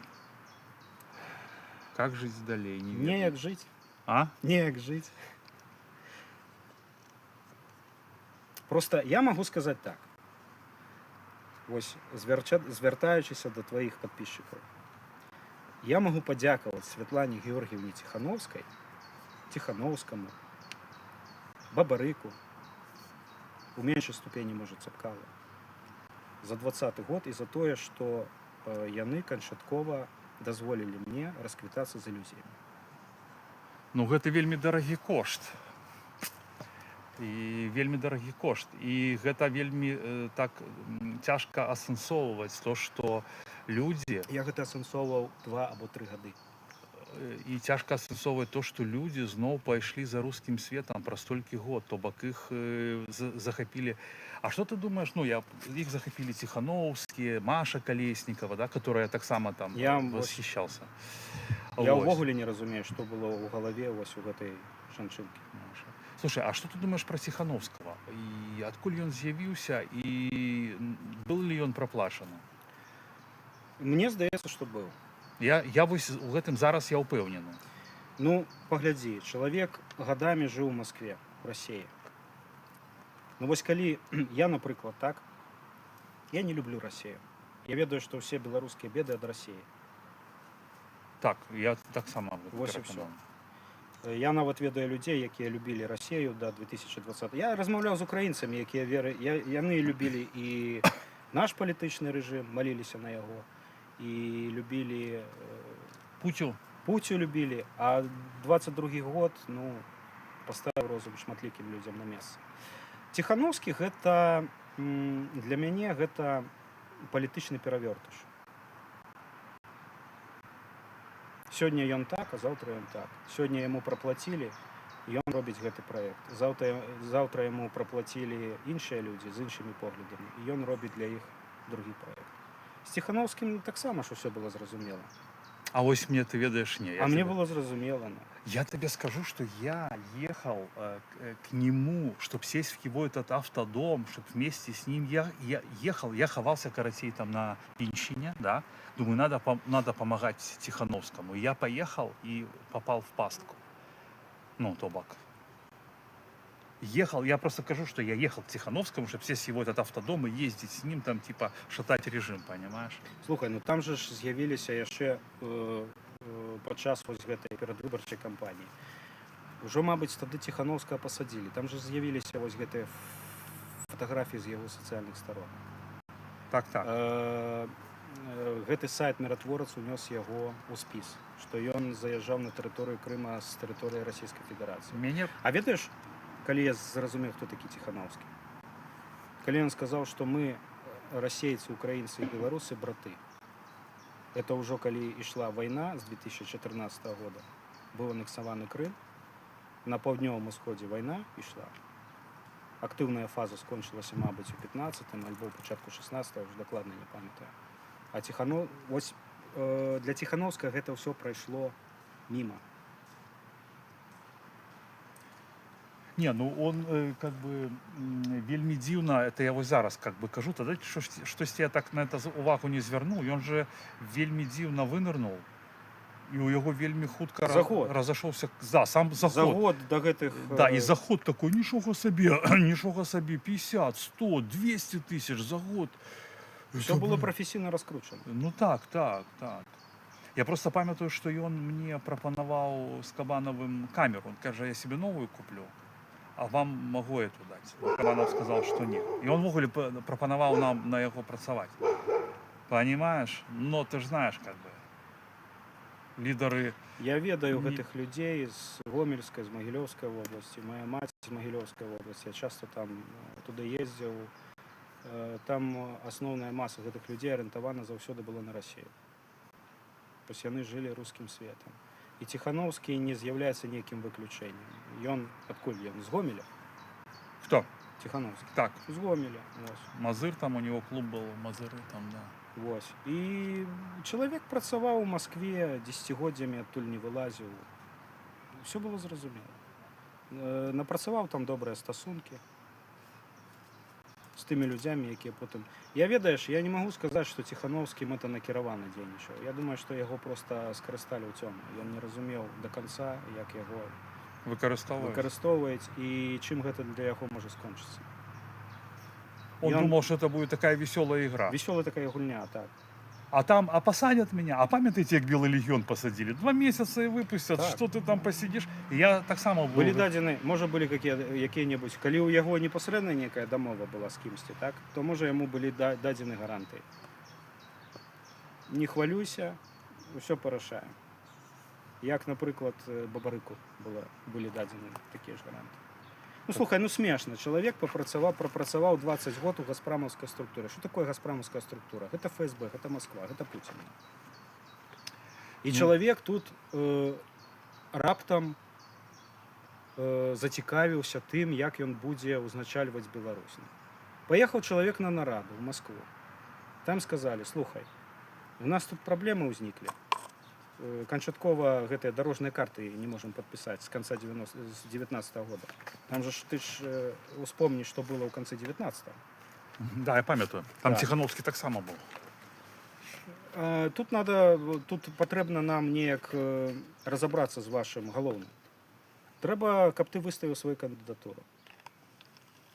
І все. Так, слухай, Саш, давай почитаем пытанне. Тебе можно попросить, как ты открыл наш видос? Я с твоего телефона почитаю, потому что у меня не подключены. Сябры, нагадаю тым, хто подключился до нас с Александром. Сегодня у гостях, пробачь, я тебя назову, поскольку ты был старшиней организации, функционер был партии АГП, который не атрымоўваў за гэта ніякай зарплаты. Але дзеючы сябра. Заяву не пісаў дзеючы сябра, так. Александр Малочка, былы старшыня областной организации АГП Минской области. Вот, сегодня мы с ним размаўляем наконт... наш видос, где наш видос? И мы сегодня размаўляем про то, вообще, мне ще цікава, Александр сам мяне знайшоў і вырашыў падзяліцца на маём канале сваімі досведам, сваімі думкамі наконт таго, што партыя АГП і многія партыі, значит, беларускага палітычнага поля гэта мёртвыя душы, папяровыя арганізацыі, спіскі якіх год за годам адносілі ў Мін'юст, людзей, которые паміралі, не выкрэслівалі, сярэдні возраст людзей там до 20-го года складаў па 60-70 гадоў, партыі не абнаўляліся, но існавалі дзеля палітычнага жыцця рэжыма Лукашенка, каб удзельнічаць у выбарах, вось, каб паказваць палітычнае жыццё, каб Лукашенко мог выкарыстоўваць ту же АГП на своих терках с Европой и Россией. Вось. Ну и дякую, Александр, что он пришел. Я думаю, что достатково такая змястоўная у нас ідзе беседа. Вось. И мы зараз будем читать ваши пытанні, паважаныя сябры. которые вы можете задавать. 31 лайк. Сябры, скажу широ, маловато лайков. Але. Так, а я не вижу, где тут еще. Ищу. Почему-то я не вижу, Александр, бегущих комментариев. Я вижу... Так, может...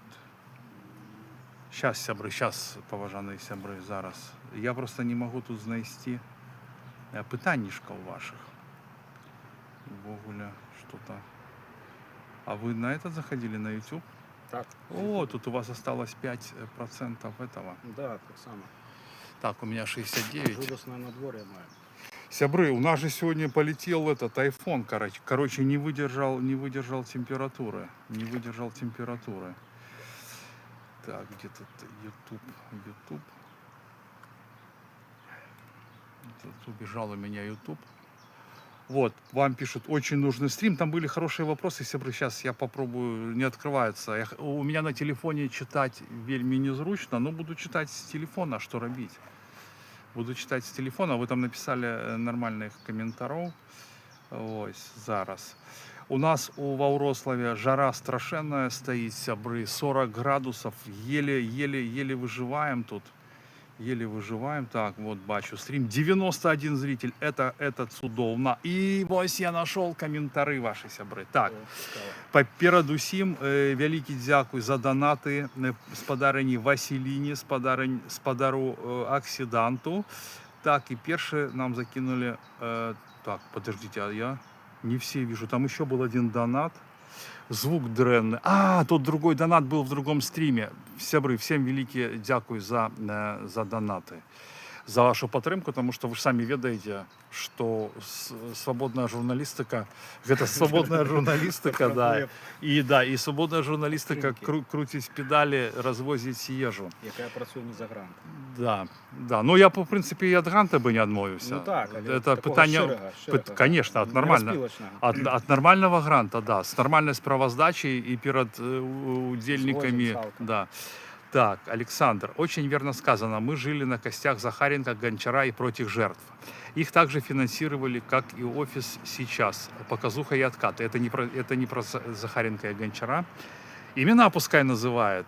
Сергей, если начать делать по толку, много рисков засветить мутные схемы. Поэтому лучше дичь всякую морозить. Так, Александр дело говорит.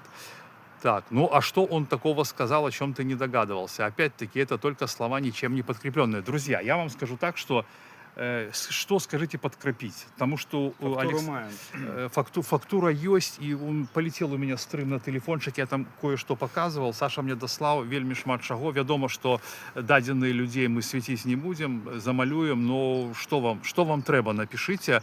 Потому что, я так понимаю, мы не первый раз сустракаемся, ну, в смысле, не опошний раз сустракаемся. Вот, мы тут недалеко один от одного живем, и есть что расповести и про Стачком, и про Солигорские профсоюзы. Вот, так что я думаю, что это вельми добро, потому что это повинно увойти у историю. Люди кончатково да. розчаруються. Да, и, ну, а что? Ну, а я думаю, что треба розшаровувати, а правда что робить? Визволяє, Сергій. Правда вызволяет, да. Так, Александр. Так, за Конопатскую вы, парни, бредите. Это ж ГБшный спойлер Сипатова. Вы что? Ну, мы только что это и сказали, как бы, Александр. Мы так и сказали. Ось. А все остальное было уже у жартовливой форме. И я, насамрэч, ведаю ее и ездил. Был я в офисе как-то с Кабановым, но тогда я был как бы политически непритомным. Ось. И там, ну, не разбирался, но я ж не отмовляюсь, да. И выглядала она, ну, нормально, мне подобалось.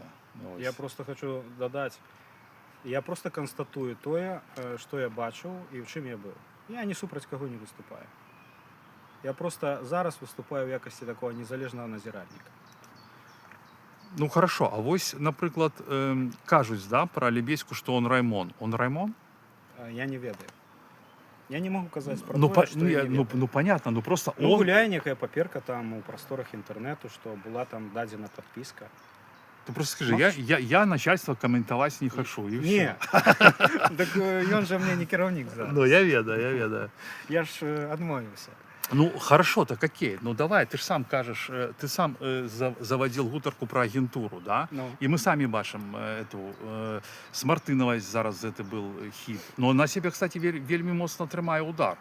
И она там всех этих Ну, она украинцев зовет, там боевая такая, что, бля? женщина такая. Да я ну. вас сейчас всех тут, этот адвокаты, вы что там, типа, вот, этот Владимир, украинец с еврейской фамилией, тоже я его люблю слушать, забыл, короче, вот она уже и с ним там, я думаю, как он к ней приходит?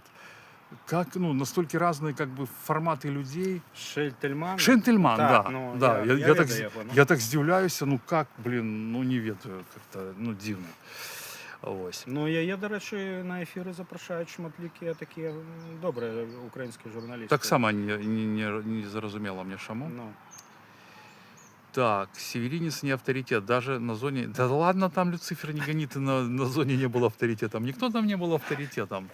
А Северинец для меня был авторитетом некий шанс. Так, все, ладно. Не сам тихий ФСБшник поднял, а свора. Так, Баба Рика цепкала. Вот, так, Леонид Мышленник. Так. Бабарыка ніколі не варушыў, яго ніхто не ведаў, ніхто не падтрымаў, ні простыя беларусы, ні я бацькі. Пакажыце хоць дзе-небудзь за Бабарыку выходзілі, іх няма, нуль поўны. неправда. Значит, Васіліна, я калі сядзеў у турме 14, як зараз памятаю, ліпня, калі яго арыштавалі, пад турмой до 2 гадзін ночы люди, ну, не под турмой, а яны были недалеко на проспекте, крышали до 2 ночи, вось, и как бы, и потом, праз 2 тыдні пачалі заезжать хлопцы, которые там то ли сбились с ОМОНом, то ли там были, ОМОН их бил, короче, начали уже залетать такие люди к нам у камеру. Я себе могу додати, Конечно. що у Солігорську, наприклад, я ведав шмат людей політичних, так? Ну, з особистого оточення, яких особисто ведав. А яны чамусьці, ну, фактычна, усе яны ўключыліся ў каманду Бабарыкі і збіралі подпісы за Бабарыку. Я быў здзіўлены. Я з некаторымі нават размаўляў і гаварыў, а як так? Вы ж ніколі не цікавіліся палітыкай, што здарылася? А зараз вы за Бабарыку збіраеце подпісы. Там нават былі людзі, якія збіралі за Бабарыку подпісы, якія да пэўнага моманту маліліся на сістэму Лукашэнкі. І чамусьці яны пашлі за Бабарыку. Им была близка эта риторика Бабарыки. Окей, а почему Статкевич пошел с Тихановским? Я не могу этого зразумець і по сённяшні дзень. Чаму ён падтрымаў Тихановского? Вось на самой справе. Чаму Северынец і Статкевич? Увогуле да Северынца зараз шмат пытанняў, тое, што ён там нясе, гэта, канечне. Але чаму Статкевич пайшоў, я не ведаю. Хороший Бойко написал коммент, мне подобается, можем его крышечку прокрутить. В очередной раз убеждаю, что если у тебя нет ресурсов на какое-то влияние, и ты всегда будешь играть в чужую игру, по чужим правилам и по итогу проигрывать. Заўсёды павінен быць ресурс. Ресурс. И Ну, финансовый, и но нет, ну так, людский. но в нормальном мире, демократическом так, политиков падтрымліваюць люди. И грашыма у тым ліку. Так. Держава і, ну, тут, і люди. Ось, наші люди палітикаў не падтрымліваюць, і яны маюць рацыю, тому што нашы люди, яны не дурныя. Яны просто, калі был гэты пік, да, яны ж дапамагалі, і грошы збіралі, і ўсё, і дзякую ім до сих пор дапамагаюць там людям, да? Ну, людям дапамагаюць, не палітыкам, да? Вось. А калі яны бачаць, што на выхлопе? Давайте об'ядноўвацца. Одному вставляють там этот тазобедренный сустав, зубы вставляють, потому что он офисный, а другому нет. Так с кем объединовываться? Так вы тогда себе там сами объединовываетесь, там северинцы или обедьки, а люди себе будут понизе объединовываться. Потому что я еще раз хочу сказать великий дякую людям, которые допомагають белорусам, которые попали в беду, закрывают сборы. Дякую вам велике. Ну, и, ну, такое, это необходная допомога, тому що на кого разлішувати? Ведаеш, яшчэ можна сказаць, што якаб, ну вось, навошта зараз гэта гаварыць, давайте аб'ядноўвацца пасля таго, як вось зліты былі все гэтыя планы, там, перамога і так далей. Вы там увогуле у оточенні Ціхановської, там, питання до северинця, ви увогуле там у притомності своєї? Ось десятки тисяч. Ось прогучала лічба від керівника «Весни», від Белецького, що під каток репресій потрапило в Білорусі після подій 2020 року 100 тисяч чоловік. Це тільки ті, хто непосередньо потерпів. А ще ж ти там сім'ї. І ось помнож цю лічбу максимум там, мінімум на 2, максимум на 4, так? І ось яны після того, як там зліты былі ўсе гэтыя спісы, і рабочы рух, і чорная кніга, Чорная, і перамога, байхел. Так, і яны дагэтуль працягваюць крычаць, давайте аб'ядноўвацца. Ну, как мантру. Так вы паміж сабой там поаб'ядноўваецесь. С Кабановым объединовываетесь, там, он тоже закликает до объединения. Я думаю, что перед тем, как объединяться, треба раз'єднатися, як говорив Спадар Ленін, або хто там. Ні, треба показати людям, показати людям карти. Що у вас на руках? Які карти? Що у вас там? Як Трамп говорить. Що вам дали? Да, а то як це так? Так, нічого ж нема, нічого не заслужилось. Полная прозрыстость. Что вы маете, кому вы служите, кто вам платит, какие доноры, чьи доноры, чьи интересы вы обслуговуєте. Вот это треба показывать. А так отрымливается, мы не можем огучить свои заробки, бо мы подписали паперки. Да, НДА, ну. Так вы скажите, что мы з'являємося некомерційною організацією, фондом. Да. Ми працюємо в фонді. Ми працюємо в фонді. Це ніякий не офіс Світлани Георгіївни Тихановської, це фонд. И мы отстаиваем интересы фонда, который нам платит, а не интересы людей. И мы досылаем справоздачи там и брусы. Да, и объединовываться, думаете сами, можно с нами объединовываться или нет, потому что... Объединовывайся с іншими фондами. Да, да, мы будем с фондами, а вы там сами себе объединовываетесь. Так, читаю далее.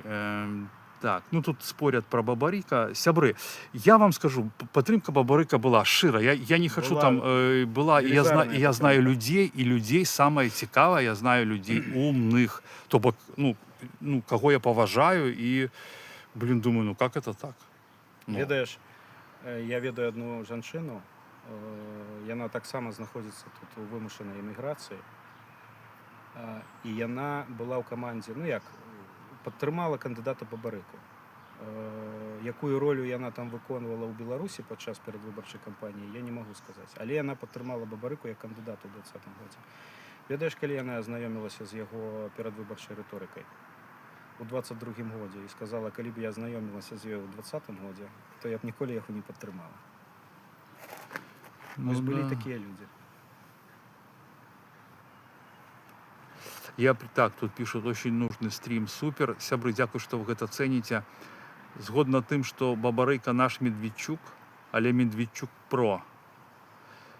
Петрухин, ставьте лайки Петрухину, ну-ка хутка. Да, сябры, ставьте, калі ласка, лайки, калі вам не складана. 104 человека нас уже глядзіць, нормально у такую жару долучиться до таких душных тем, политичных, да, потому что да, телефон у нас же один накрылся, еще это телефон американский. И я вот думаю, что про столько лет люди уже отошли от политики, занимаются своим життем особистым, забили на все болтяру, а тут 104 человека, глядіть, 101 уже. Ось. Треба просто розставити кропки над «і». Да, дякую вялікі. Ну так, а ти пока скажи, навошта ти ось вырашыў гэта распавесці? Якой тебе ад гэтага жаданне, профіт? Што ты хочаш? Просто распавесці. Просто распавесці? Просто распавесці. Правда вызваляе. Вось сядзіць гэта ўнутры, і трэба распавесці. Велізарны вопыт. Правда вызваляе, так кажется, Ницше, не? А? Это Ницше? Правда вызволяет? Я уже не помню. Ницше. Любимый философ Гитлера. Не, ну он хороший, Я сподіваюся, що в нас до нацистов не запишуть. Он местами хороший. Просто потрібно розповісти, розставити усі кропки над «і», і все.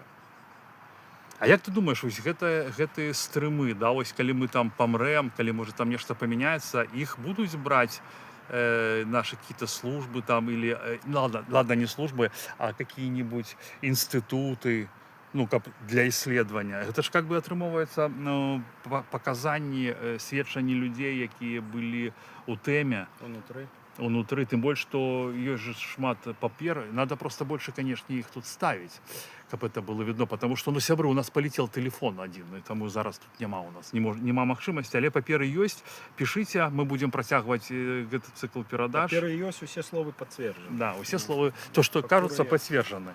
Если что, мы можем опубликовать на Фейсбуке у комментариях и у Телеграме. Спадары, интересы фондов один, пилить и не отсвечивать. И это так работает, пофиг все остальное. Ну, конечно, да. Вожик патриот. Так, работа освобождает. А, работа освобождает. Блин, может быть и работа освобождает. Так, треба паперы у канал выкласти. Окей, Ксюша, тогда, коли ласка, напиши, какие паперы тебя цікавять. Я там их подфотошоплю, приберу прозвище и, ну, составь списочек, коли ласка, окей? И мы с Сашей все это зробим и закинем тебе в чатик. Так, ну что, сябры, как бы усё, пытанішки ваши скончились. Я ще раз хочу усім сказать велике дякую за донаты, за активность. Мы сегодня во Вроцлаве. Во Вроцлаве сегодня 40 стопней. Вот, говорят, тут хороший стрим. Дякую. Ну что, тады, коли все, то все. Коли все, то все. А, что, я ж, блин, про гэта мы, про агентуру заговорили. Хочу апошнее пытание, если там никто не подкинет. Истина освобождает, Иисус Христос. Вот, дали, правильно это. Скажи, коли ласка, я не докрутил пытание про агентов. У тебя не складывается, ладно, у меня складывается уражение, что польская спецслужба, польские яны не могут просто агорать наплыв людей падрыхтаваных, которых им закинул Лукашенко. Потому что куда ни ткни, да, куда ни ткни, паўсюль такі жах. Вот як ты думаешь, гэта конспирология, ці гэта, ну, насамрэч так и есть. Ну, потому что настолько мало просто про белорусских людей. Понимаешь, я бы даже, например, ну, просто будь хитрым, притворяйся. Ну, как вот Латушка, например. Топи за белорусов. И он кажа, надо, типа, жахнуть, там, Лукашенко обкакался, там, типа, сейчас прилетит на МПЗ. Ну, например. Жахнуть по Беларуси? Ну, не, он так не казал, но он, короче, когда вот поставили ультиматум, ну, Лукашенко. И он все про Лукашенко. Не про Беларусь, а про Лукашенко, что он... Ну, яны ж там яшчэ документы спужался. накіравалі, что там ідзе тотальная падрыхтоўка до заходу с территории Беларуси. Ты про Белпол? Не, там и Латушка нечто посылал.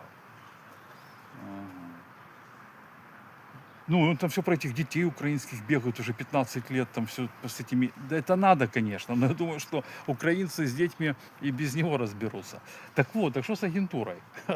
Что с агентурой? Как себя быть с этой агентурой? Ніяк. Ніяк? Ты ничего не зробишь. То есть, если ты, например, агентура, мы с тобой запилили стрим, выпили по бутыльке воды, и все, и типа...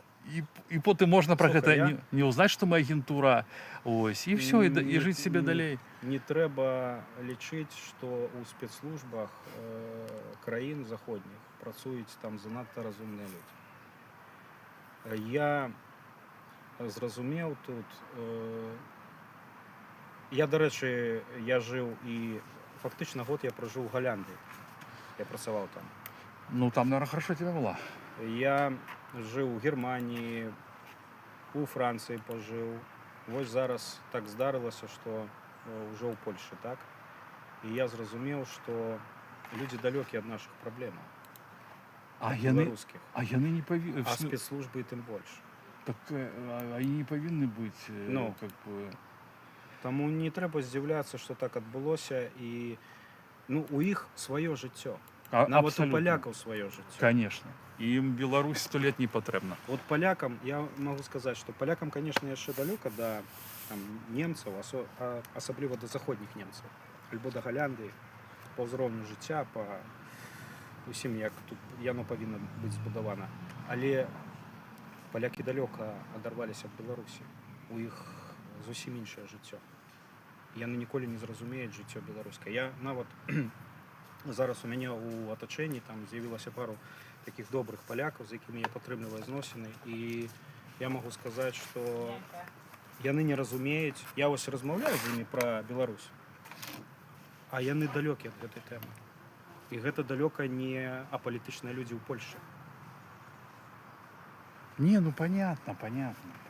І як ты выявіш вялікую колькасць агентуры, калі, ну, слухай, ну давай быць шчырымі, вось. З 94-го года. З 94-го года гэта гісторыя доўжыцца. Кожны другі, мабыць, ужо з'яўляецца агентам у апазіцыйных структурах, якія заставаліся і дзейнічалі на тэрыторыі Беларусі. Таму гэтаму не трэба здзіўляцца. Ну я не здивляюсь, я просто думаю, как жить, как бы мне не нарваться на агента. Вот тебе задают пытание, я его обязательно задам, потому что оно про АГП. А ты же специалист по АГП. Ну, быццам бы да. Вот. Ой, я пропустила. А Александр не рассказывал про пророссийскость ОГП. У меня ощущение, что это после 96-го была создана как партия российского влияния. Я ошибаюсь? Не, я могу сказаць шчыра, што аб'яднаная грамадзянская партыя, ну пры мне, яна ніколі не была прарасійскай. Там быў у свой час такі гаспадар Артём Агафонов. Да, я ведаю его. Вот. С Могилева. Так. Он вообще какой-то...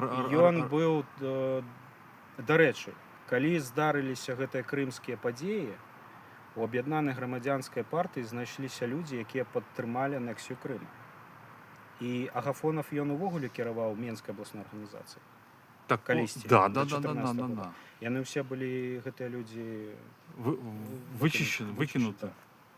Гэта было пры мне, і я адказваю за гэтыя словы, тому што я гэта ўсё бачу. Я з Агафонавым таксама сустракаўся, размаўляў, не адзін раз прыязджаў на той момант на офіс. І я тады быў здзіўлены яго вось гэтай ярай прарасійскасцю пасля 14-го года. І былі яшчэ, можа, пару чалавек такіх было, і яны зніклі потым з партыі. Вось табе камент. Я ж читаю все каменты. Прыемныя і непрыемныя. Ты ж ведаеш, у нас такі канал. Інакш нельзя, інакш людзі не будуць мне давяраць. Але ж суразмоўца удзельнічаў у гэтым сістэмаце падману людзей і не задае сабе пытанне, чаму і навошта. Любая партыя выхавацель грамадства і прыклад для электарату. А як я удзельнічаў? Ну я просто, что написано. З 2012-го офіцыйна, неофіцыйна з 2010 по 2018 год. Ну там у мяне быў перыяд, такі быў прыпынак з 2016 по 2018, так? Вось апошнія мае выбары былі ў 2016 годзе, а ўзначаліў я абласное аб'яднаную грамадзянскую партыю па Мінскай вобласці ўзначаліў у 2018. Я удзельнічаў як звычайны чалец партыі. Я хацеў рабіць тое, чым я займаўся. Я хацеў займацца палітыкай. Я хацеў неяк змяніць жыццё. На платформе аб'яднанай грамадзянскай партыі я дзейнічаў. Дарэчы, у мяне на сайце аб'яднанай грамадзянскай партыі была нават свая калонка, я там пісаў свае артыкулы. Я писал про коррупцию в Солигорску, про милицейское безвежье. Да. Ну, я же досылал спасибо. Конечно. За гэта і по голове атрымліваў, ну, умоўна кажучы. Але і былі і пагрозы, у Солігорску мне писали, што молочка, супакойся, бо дрэнна вся гэтая справа скончыцца ў адносінах да цябе. Я ж писал про коррупцию Балкалій. Я дзейнічаў як звычайны радавы сябар аб'яднанай грамадзянскай партыі. Потым быў абраны фактычна на безальтэрнатыўнай аснове ў 2018 годзе. Ну і мне хапіла, ну, груба кажучы, год. Год я там папрацаваў на гэтай пасадзе, канчаткова ўсё зразумеў. Ну і вся моя палітычная кар'ера ў аб'яднанай грамадзянскай партыі скончылася тым, што я напісаў заяву, калі аб'яднаная грамадзянская партыя падтрымала гэтых выбараў. І я публічна адмовіўся ад кіраўніцтва Менскай вобласцю і ўвогуле ім напісаў у чаце палітрады, што вам гэта ўсё прыпомняць і вы будзеце прокляты за гэту падтрымку. Ну, вось, Андрэй, такой табе адказ будзе. Дзякуй за пытанне. Так, ну і што тады будзем закругляцца. Скажы, калі ласка, на твой погляд, то, што зараз происходит з беларускімі былымі палітвязнямі, з беларускімі актывістамі, которых не ведаю, ты чуў, ты не чуў пра Новікова, которага далі яму 30 дзён, каб ён з'ехаў з Польшы, а ён двойчы сядзеў у турме і был у штабе Ціхановскай. Это я в 2 словах табе кажу. То бок ён не можа ехаць, его нельга. Потым зараз гэтая гісторыя са Скіндзеравым, который не з'яўляецца палітвязнем, наколькі я памятаю, але ён супрацьстаіць офісу Ціхановскай, займаецца карупцыяй. Тот же Балкунец зараз в АБВ там залетел, вось, который таксама займаецца, пішет пісьма в антикоррупцыйны камітэт, і таксама ёсць пагроза. Як ты думаеш, гэта такая мэтанакіраваная барацьба, ахова сваіх інтарэсаў, на якія пакушаюцца там незразумелыя, да, там актывіст, ці што гэта, і ці могуць ввогуле яны ўплываць, Латушка, Света, Франек, ці могуць яны рабіць гэта ў дэмакратычнай краіне, скаваць людзей такім чынам? Не выключаю. Не выключаеш, то бок ты думаеш, у іх моц можа быць, так? Можа быць. Можа быць. А як гэтаму супрацьстаяць? Таму што я ж думаю, што наступны-то буду я, а мне как бы таксама вяртацца не вельмі. Пабачым. Як супрацьстаяць? Я не ведаю, зараз дыяспора мёртвая. Мёртвая, да. Адзінае выйсце супрацьстаяць гэта вось грамадскі ціск. А мы на сённяшні момант не маем гэтага ціску. Никак. Им вообще все равно. Они не отвечают, и они вообще игнорят полностью. Что ни напиши, вообще игнорят. Все игнорят.